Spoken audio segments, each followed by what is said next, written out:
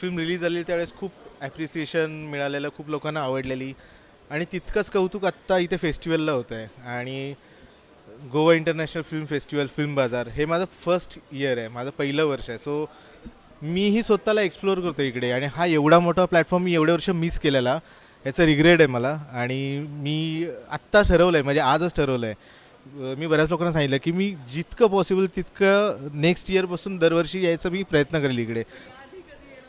Actually नाही झालं कारण ना माझं बॅकग्राऊंड जे आहे ते कमर्शियल फिल्म्स केल्या, ज्या असिस्टंट असोसिएट.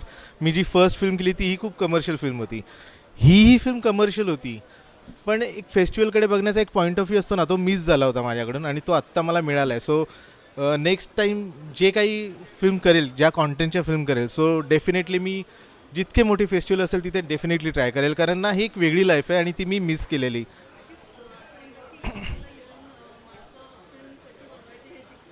हं, हां, बरोबर बरोबर.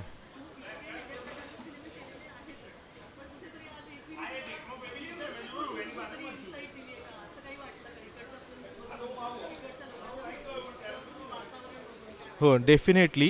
एक डिरेक्टर म्हणून ना इतकी लोकं मिळतात ना, म्हणजे प्रोड्युसर्स, को प्रोड्युसर्स, आणि not only Marathi industry, Hindi, Kannada, Telugu, Malayalam, सगळ्या प्रकारच्या इंडस्ट्रीज आहेत इकडे. आणि टेक्निकली तुम्ही खूप एक्सप्लोअर होऊ शकता. म्हणजे ना कॅमेऱ्याचं तुम्हाला खूप टेक्निकली इथे बूथ्स आहेत, तिथे नॉलेज मिळतं कॅमेऱ्याचं. ए आयचं मला आज खूप बघायला मिळालं. म्हणजे एक नवीन त्यांनी सुरू केलं आहे की तुम्ही ए आयमध्ये डायलॉग डब करू शकता, सेम व्हॉईसमध्ये आणि सेम लिपसिंगमध्ये.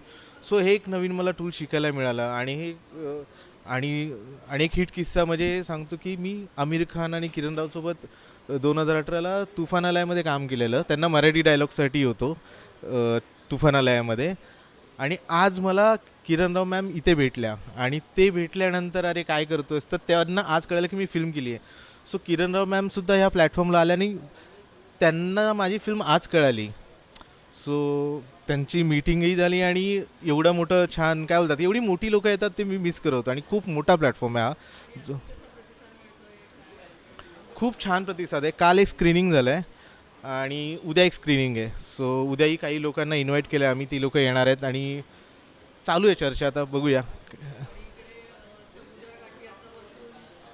हा, करेक्ट फिलिंग आहे. म्हणजे तुम्ही गोव्यात आहात, मागे समुद्रकिनारा आहे आणि समुद्रकिनारी हे एवढं मोठं फेस्टिवल आहे आणि खूप लोक भेटतात. म्हणजे ना सकाळी सांगतो ना 10 वाजल्यापासून आहे, अजून एनर्जी डाऊन नाही आहे. जी सेटवरती एनर्जी असते ना, सेम एनर्जी. कारण तुम्ही एकाच माणसासोबत नाही आहे ना सकाळपासून, किंवा एका ग्रुपसोबत नाही आहे, तुम्हाला खूप वेगवेगळी लोकं भेटतात. आणि असं नाही आहे की अरे मी याच्याशी जाऊन कसं बोलू.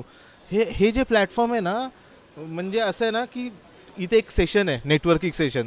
तिथे जाऊन तुम्ही नुसतंच जाऊन बसला ना, तर तुम्ही कोणालाही जाऊन भेटू शकता आणि कोणी तुमच्याशी कस किती वेळ बोलतं. कारण ना लोकांना एंटरटेनमेंटसाठी आहे ना नेटवर्किंग करणं किती इम्पॉर्टंट आहे, ते इथे मला कळालं आहे. आणि खूप छान प्लॅटफॉर्म आहे हा.